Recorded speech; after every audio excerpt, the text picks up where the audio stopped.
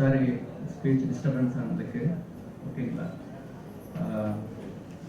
So இப்போ இருக்கிற ஸ்டூடெண்ட்ஸ்க்கு வந்து அவங்களோட லைஃப்பில் வந்து எந்த ஒரு விஷயமா இருந்ததுனாலும் இமீடியட்டாக வேணும், அதை வந்து நீங்கள் இமீடியட்டாக இம்ப்ளிமெண்ட் பண்ணுறீங்க. இல்லை பிடிக்கல அப்படின்னாக்கா அதையும் இமீடியட்டாகவே நீங்கள் அவாய்ட் பண்ணிடுறீங்க. கொஞ்சம் பொறுமையாக உங்களோட இதுக்கு மேலே, ஓகேங்களா, நீங்கள் படிச்சுட்டு இருந்த வரைக்கும் உங்களுக்கு எந்த விதமான ஒரு கமிட்மெண்ட்டுமே இல்லை. உங்களோட கமிட்மெண்ட் என்ன அப்படின்னாக்கா நான் படித்து முடிக்கிறது மட்டும் தான் கமிட்மெண்ட். உங்கள் கூட நிறைய ஸ்டூடெண்ட்ஸ் வந்து ஜாயின் பண்ணியிருந்தாங்க. இப்போது அவங்க வந்து இப்போ நீங்கள் பட்டம் வாங்குறீங்க, ஆனால் அவங்க கூட அவங்க இல்லை. ஓகேங்களா? ஸோ ஏன் இல்லை அப்படின்னு பார்த்தீங்கன்னாக்கா அவங்க இது மாதிரி உடனடியாக இம்மீடியட்டாக ஒரு முடிவெடுத்த காரணத்தினால தான்.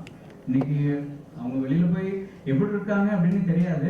பட் நாங்கள் எங்கேயாவது நாங்கள் வெளியில் பார்த்தோம்னாலும் கேட்டோம் அப்படின்னோம்னாக்கா எங்களுக்கு ரொம்ப தர்ம சங்கட்டமாக இருக்குது. தப்பான முடிவு எடுத்துட்டேன் சார். அவங்க சொன்னாங்க, இவங்க சொன்னாங்க, நான் என்னோடய ஃப்ரெண்ட்ஸ் எல்லாம் அங்கே படிக்க போனாங்க, நான் அது நல்லா இருக்குன்னு நாங்கள் படிக்க போனேன், பட்டு கேரியரோட பாத்தே வந்து மாறிடுச்சு அப்படின்னு.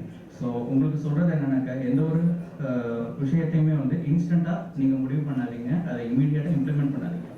ரீசன் என்ன அப்படின்னா அதுக்கு பின்னாடி வந்து நிறைய பேரோட உழைப்பு இருக்குது.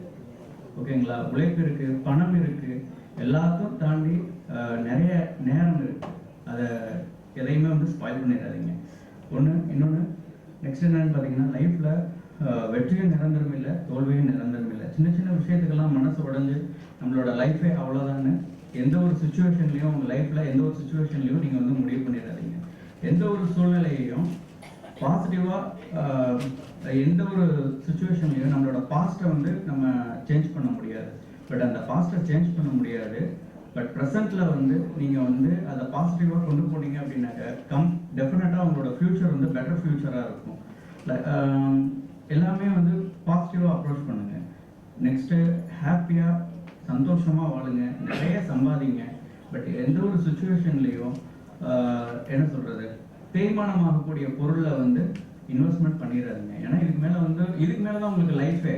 ஓகேங்களா? ஒரு மொபைல் ஃபோன் வந்து நமக்கு தெரிஞ்சவங்க நம்மளோட ஃப்ரெண்டு 1 லட்சம் ரூபா போட்டு வாங்கியிருக்கிறோம் அப்படின்னாக்க உடனே அதை வந்து உங்களோட கோலாக நீங்கள் செட் பண்ணிடாதீங்க. நம்மளும் 1 லட்சம் ரூபா போட்டு மொபைல் ஃபோன் வாங்கணும் அப்படின்னு சொல்லிட்டு எமர்ஜென்சி சுச்சுவேஷனில் அந்த ஃபோனை நீங்கள் ஆக்சுவலாக அப்படி வரக்கூடாது. அப்படி ஒரு சுச்சுவேஷன் எதுனா உங்களுக்கு வந்தது அப்படின்னாக்க நீங்கள் சம்பாதிச்ச பணம், அதில் இன்வெஸ்ட்மெண்ட் பண்ண மணி எல்லாமே வந்து எப்படி சொல்கிறது, பைசா தராமல் போயிடும். ஓகேங்களா? ஃப்யூச்சர் பற்றின பயம் கண்டிப்பாக வேண்டாம். நீங்கள் நிறைய சிறப்பாக செய்கிறீங்க, அதுதான் உங்களோட ஃப்யூச்சராக இருக்கும். இன்றைக்கி நீங்கள் என்ன உங்களோட இன்னைக்கு ப்ரெசண்ட்டில் நீங்கள் என்ன நீங்கள் விதைக்கிறீங்களோ